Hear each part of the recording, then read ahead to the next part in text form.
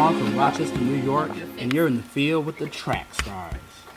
All right, back in the field with the track stars, Ryan Righteous, Sean Tanner, DJ Jeremiah. And this is the part of the show we get to when we talk about the topic.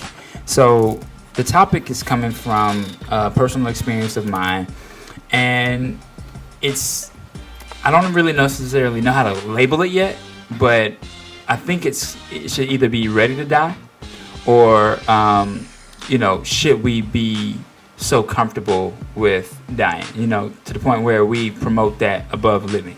You see what I'm saying? I recently went through a situation with a family member where they got the diagnosis of cancer. And the first thing out their mouth was, oh, yeah, let me die. And they started talking about the family on the other side and how long their life has been. And, I'm in pain and I'm not feeling well. So, yeah, just let me die. And that really hurt me. It disappointed me because I felt like, we all should be, wanting to hold on to life and finish the good race and, continue to do what, God has called us to do. Continue our work, and your calling. If you haven't fulfilled your calling and you're ready to go. And I've been thinking about it, sad about it, because my life is completely different from where it was 365 days ago. And I heard a song earlier this week. I was listening to the Good Life album. And Trip Lee has a song called, I think it's called Take Me There. And it talks about like the different things you go through and struggle with in this world, and how you should be just ready to go to, heaven. And that just kind of like, it threw me that should we as Christians be promoting like that we're ready to go? Should we actually be talking about, oh man, well, yeah, I'm in a lot of debt now, man, but ain't gonna be like this when I get to heaven. Maybe that'll come faster than I gotta pay these bills. What if you heard somebody tomorrow say, oh yeah, well, I ain't worried about my student loans. I should be good and gone before that happens, before they catch up with me. That would throw you off, right? So what do you guys think about that? I don't think that you should say, oh, I don't have to worry about my responsibilities here because it's time for me to go. At the same time, I think there should be a balance. Everyone should be prepared to go at any time, because even if you say, oh, my calling is going to take me 30 years, you're not guaranteed 30 years to do that. We don't control how much time we're given. So at any given moment, if you're in the middle of, something you're passionate about or whatever, you should be prepared to go if God says this is your day. I don't think that you should live your life with no responsibilities. Like, oh, it doesn't matter because I'm going to go to heaven. That, to me, that's reckless and that doesn't make any sense. So you should live your life as if you have time, but you should also be prepared too. So I just feel like you have to find the balance. Do you think there are Christians that take that and will go in the opposite direction and they promote death more than they promote life? Or is that even okay if we're supposed to be, we're supposed to be living for Christ, and then when we are at a bad point in our lives and we're like, man, I'm just ready to go. Well, a lot of people say that, and it sounds spiritual, it sounds mature, but it's not. When you think about actually dying in the process, you don't know how you're going to die, then that can be kind of scary. So I think it sounds good in the spiritual sense. Lord, I'm ready to go. But I think in the back of our mind, we don't want to go painfully. Most people want to die of old age or in their sleep. But it's like, okay, if you're ready to go, you need to die by being burned or something. Then you'd probably rethink some things. John, what do you think?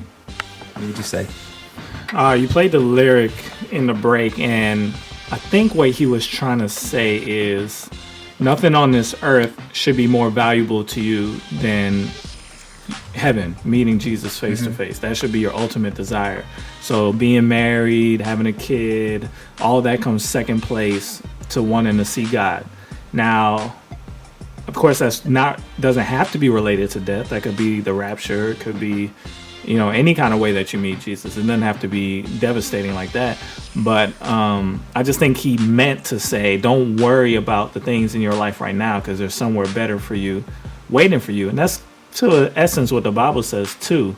But you do have to balance that with not having a defeated mindset, like, oh, this world is so bad, I can't do what I want to do, I wish I could just get out of here.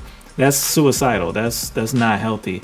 But I think there is a healthy way to say, man, I can't wait to see Jesus. I can't wait to get to heaven. I got work to do here. It's not that I'm hating my life. I'm just saying that, man, I'm looking so much forward to seeing him. For me, I would say that is definitely the way we should feel, the way. But reality set in when somebody caught me in a word when I was talking about my father, and I was just like, well, now that I have somebody on the other side, it feels like there might be more reason for me to, be okay if somebody were to hold a gun to my head and tell me that I needed to do X, Y, Z or they won't kill me. You know what I mean? It's like the fear might go away knowing that you're crossing over, you're seeing loved ones, you're doing, more. And so that person stopped me and was like, well, shouldn't you feel that way about Jesus? And I was like, yes, and that's good. But now my problem is that, am I wrong for thinking, well, I have a wife and I have a child and I have, I'm living life and I'm living the life that God's called me to live. Should I feel bad about not thinking of the first thought first? Like the thought you just said, which is, the ultimate, see Jesus, be face to face with him versus stay around, be on earth, live with family, is it? Honestly, Ryan, man, that's real hard stuff, man. And you're going through a lot of things at the same time, man. I think God is allowing you to explore these things that most people don't think about. And you hit a real tough thing, man. And death is something people don't think about on a daily basis. So I don't know. That's tough. I heard the lyrics. I feel like he meant well, but I do see what you mean. Triple E, he would probably want to explain it to you. I would say that. You know what I mean? I don't think he meant it in a negative way, but I do see the concern. Like when you're talking about your family member, it's like you want somebody to still have something to fight for. Right. But I think you still need to understand, man, like it's not a bad thing to go meet Jesus either. Yeah. No, that's the thing is that I've listened to that Triple E song over and over and over and over, but it never really dawned on me until I actually experienced it. And then I was questioning, like, wow, like, we were sitting there and this person was like, oh yeah, such and such get married next year. Oh, y'all have fun at the wedding, And the last words to me were, hey, be good. Don't go out there and do anything crazy. Make sure you make me proud, And oh yeah, by the way, this is probably your last time seeing me, so do well in life. And I was like, what? Like it's just, it was sad. It was disappointing, and it was like I really can't. I can't believe we're talking about this. The way it's like it's so casual. But the person was saying, well, I got 8 brothers and sisters in heaven. I got 2 kids in heaven. I got 2 grandkids in heaven. So yeah, I got a lot of people I can go see. Well, And there's another question. I know this is really going to prolong the topic, but do you all give advice to people who believe that their loved ones are already in heaven? Do you give advice to people who believe that they're no longer in the final resting place? I was given advice that I should not go to my father's gravesite because he's not there.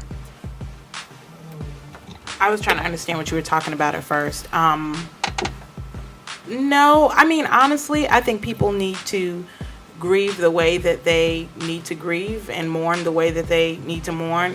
Like we were actually kind of talking about this earlier today. I have an aunt who's very eclectic, and she swears up and down that my mother speaks to her through her dreams. Like, so it will be nothing for us to be in conversation and she'll be like, well, I saw your mom last night and she was like this, she said that, and I have to just process it like, okay, this is her way. Like, this is her way. And not to say that I don't doubt it, because I dream about my mom all the time. And it's always like, she never left. It's almost like, are you supposed to be here? Are we supposed to be having this conversation? Yeah. But it's how people may mourn or grieve. Now, if it becomes unhealthy, and when I say unhealthy, meaning in a way that could jeopardize your personal belief in God, your theology, your doctrine, then, there's another conversation that needs to happen there. But I think, people process death differently. So that's kind of something you would have to tread lightly on, Yeah. That's good. I appreciate that. All right. We haven't heard from Jeremiah. I was giving Jeremiah a chance.